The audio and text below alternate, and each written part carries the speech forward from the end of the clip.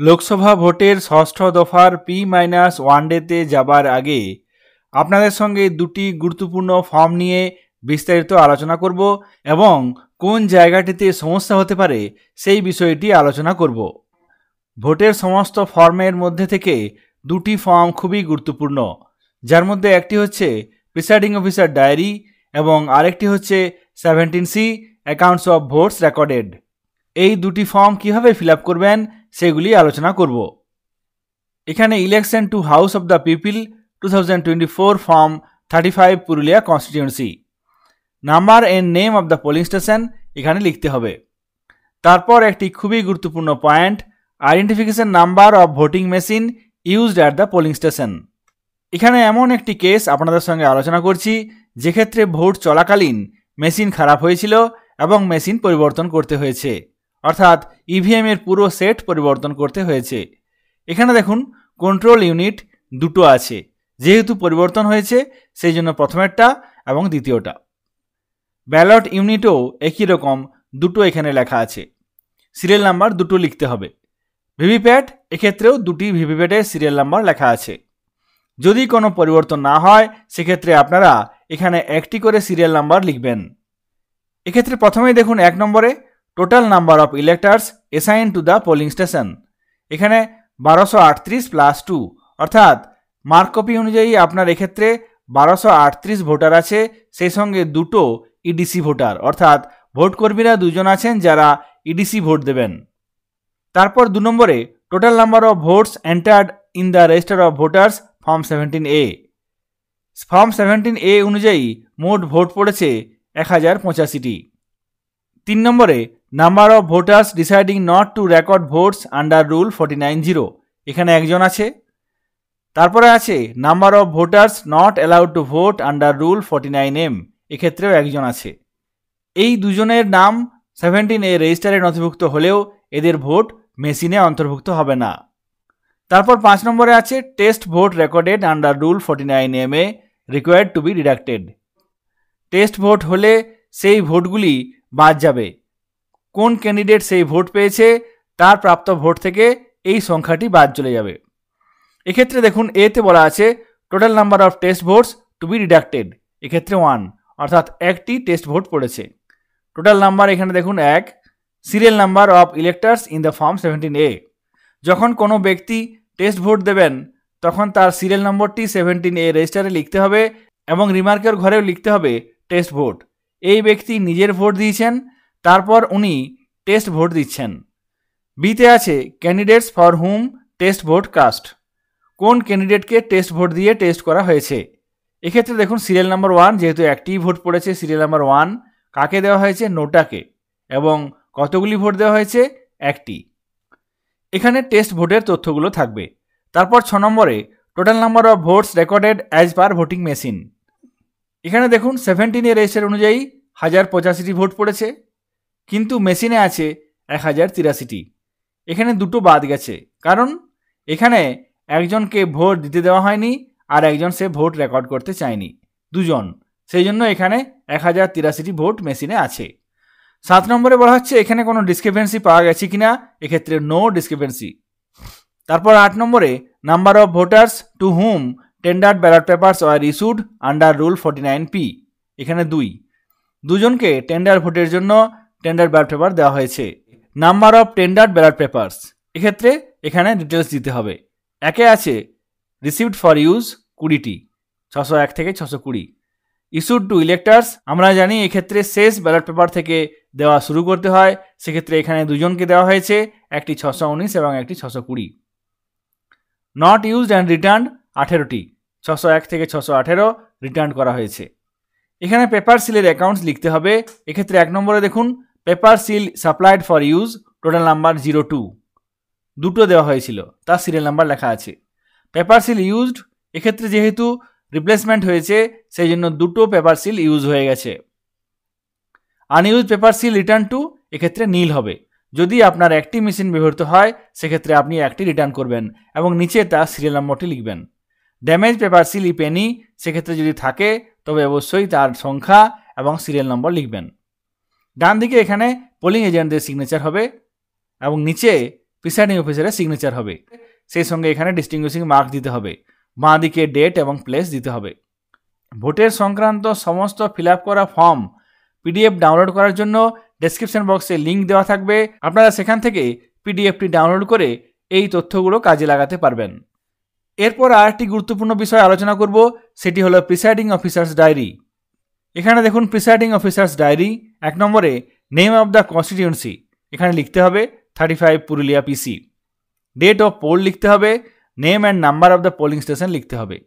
Haider located, এক্ষেত্রে government, quasi government building, private, temporary structure, যেটি প্রযোজ্য হবে সেটি টিক দেবেন। 4 নম্বরে number of polling officers recruited locally, এক্ষেত্রে নীল হয়ে থাকবে। 5 নম্বরে appointment of polling officer made in the absence of duly appointed polling officers if any, যদি থাকে সেক্ষেত্রে এখানে লিখবেন, না হলে এটি নীল লিখবেন। 6 নম্বরে ইলেকট্রনিক ভোটিং মেশিন, এক্ষেত্রে প্রথমে আছে number of control units used, এক্ষেত্রে যেহেতু ভোট চলাকালীন রিপ্লেসমেন্ট হয়েছে, একের জায়গায় 2টি মেশিন ব্যবহার হয়েছে। সাধারণ ক্ষেত্রে 1টি ইউনিট ব্যবহার হবে, সেক্ষেত্রে এখানে আপনি 01 লিখবেন এবং তারপরে এখানে সিরিয়াল নম্বর লিখবেন। তারপরে ব্যালট ইউনিট ইউজড, এখানেও 2টি, কিন্তু সাধারণ ক্ষেত্রে 1টি হয়ে থাকে, সেক্ষেত্রে 1 লিখবেন এবং এখানে তার সিরিয়াল নাম্বার লিখবেন। 7 নম্বরে একে বলা হচ্ছে number of paper seal used, এক্ষেত্রে 2টি, যেহেতু 2টি মেশিন ব্যবহার হয়েছে সেই জন্য 2টি, কিন্তু সাধারণ ক্ষেত্রে 1টি ব্যবহার হয়, নিচে তার সিরিয়াল নম্বরটি লিখবেন। 7A-তে number of special tag supplied, special tag 2টো দেওয়া হয়েছে, তার সিরিয়াল নাম্বার এখানে লিখতে হবে। তারপরে number of special tag used, এক্ষেত্রে 2 লেখা আছে, কারণ 2টি মেশিনে ব্যবহার হয়েছে। সাধারণ ক্ষেত্রে 1টি মেশিন ব্যবহার হবে, সেক্ষেত্রে এখানে 1 লিখবেন এবং তারপরের পয়েন্টে তার সিরিয়াল নাম্বারটি লিখবেন। 5 নম্বরে special tag return as unused, যদি থাকে সেক্ষেত্রে এখানে সেই সংখ্যাটি লিখবেন। 7B applicable in the polling stations where VVPAT system is used, বর্তমানে সব ক্ষেত্রেই ভিভিপ্যাট ইউজ হচ্ছে, সেক্ষেত্রে এখানে সবার জন্য হবে এটি।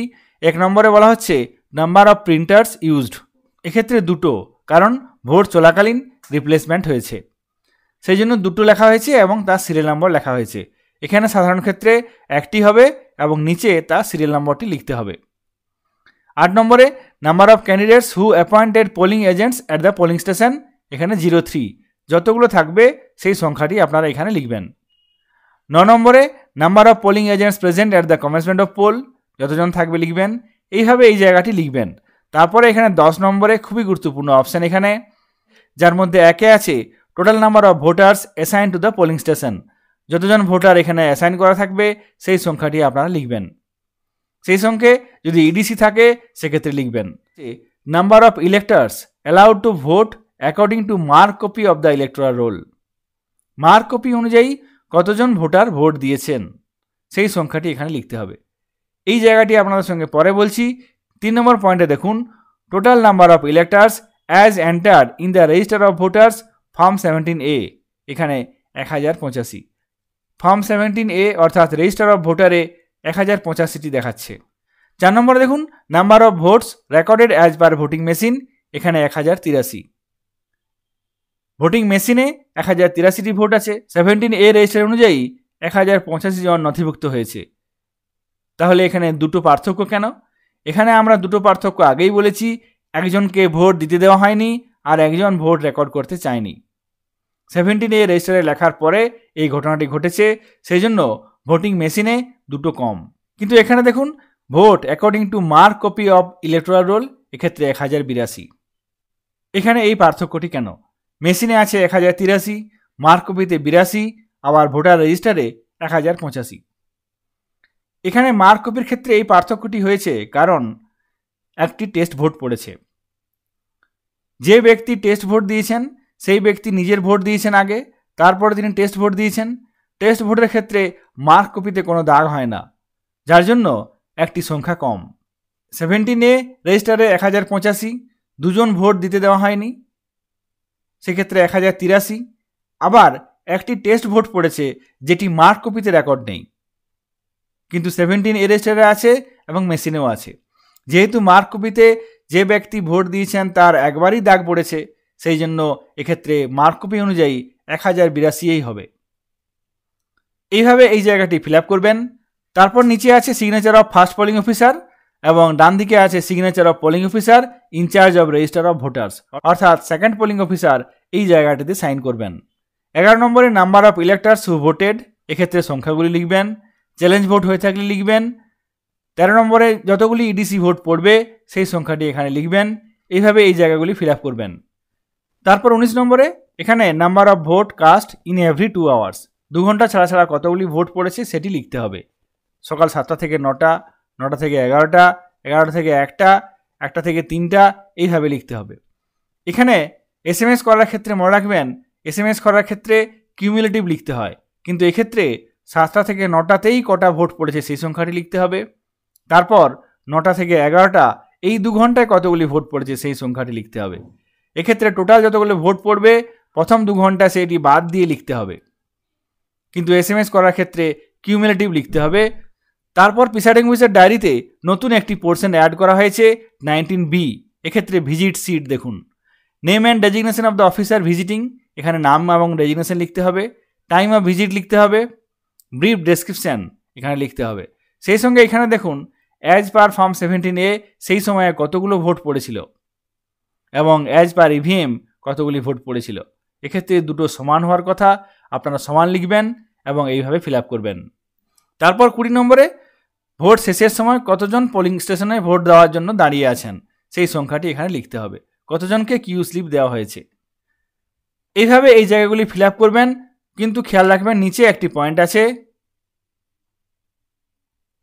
27 নম্বরে এই জায়গাটিতে ইয়েস হবে। ভালো করে লাইনটি পড়ে নেবেন, তারপর এখানে ইয়েস লিখবেন এবং এখানে প্রিসাইডিং অফিসার সিগনেচার করবেন এবং ডিস্টিংগুইশিং মার্ক দেবেন, বাঁ দিকে প্লেস ডেট লিখবেন। এইভাবে প্রিসাইডিং অফিসারের ডায়েরিটি ফিল আপ করতে হবে। এই ফর্মগুলির ফিল আপ করা PDF ডাউনলোড করার জন্য ডেসক্রিপশন বক্সে লিঙ্ক দেওয়া থাকবে, আপনারা সেখান থেকে ডাউনলোড করে নিতে পারবেন। ষষ্ঠ দফার ভোটের জন্য সমস্ত ভোটকর্মীকে স্কুল টেক চ্যানেলের পক্ষ থেকে অল দ্য বেস্ট। আপনারা সবাই সুস্থ থাকুন, সাবধানে ভোট সেরে বাড়ি ফিরে আসুন। সকলে ভালো থাকবেন, ধন্যবাদ।